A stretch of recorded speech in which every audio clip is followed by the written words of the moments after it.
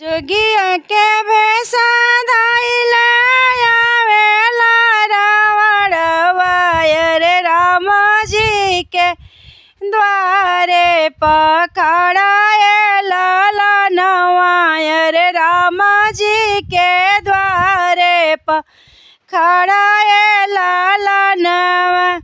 अरे दुआरे बैठल अलख जगवाए ललनवा रे दुआरे बैठी अलख जगवाए ललनवा।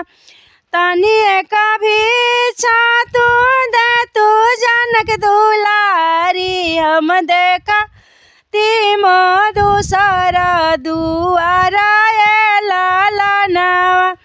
तनिए कभी छातू दे तू राम के धनिया रे देखा तुम दूसरा दुआरा ललनवा रे देखा तुम दूसरा दुआरा ललनवा।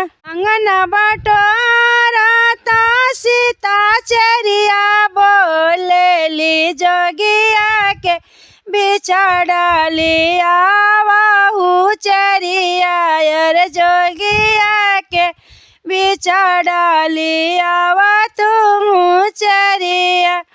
तोहरा से बिछाना लेब हम चरिया रे भेजाऊ जनक दुलारी ललनवा रे भेजाऊ राम के नारी ललनवा रे भेजाऊ राम के नारी ललनवा। तर कैल चौराऊ पर कैल मोतिया रे जोगिया के बिछड़ल जालिए ललनवा रे जोगिया के बिछड़ल जालिए ललनवा।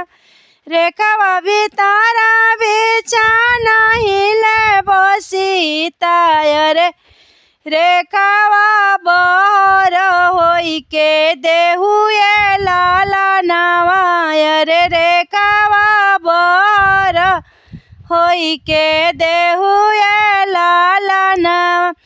एक घोड़ा बाहर कैली एक घोड़ा भीतर रे रथवा लेल बैठाई ललनवा रे रथवा लेल बैठाई ललनवा। राम लखन धन बन से लौटले रे देखले भावनवा उदास ललनवा रे देखले भावनवा उदास ललनवा।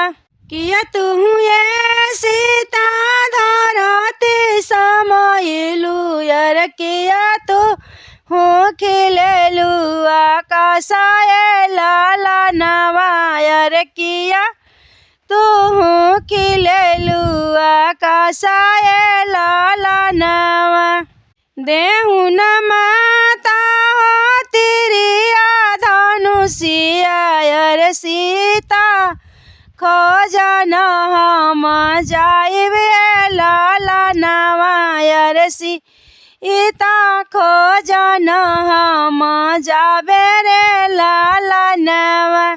जोगिया के भेषा धइले आवेला रावणवा अरे राम जी के द्वारे पखड़ाए ललनवा रे राम जी के द्वारे पखड़ाए ललनवा रे राम जी के द्वारे पखड़ाए ललनवा।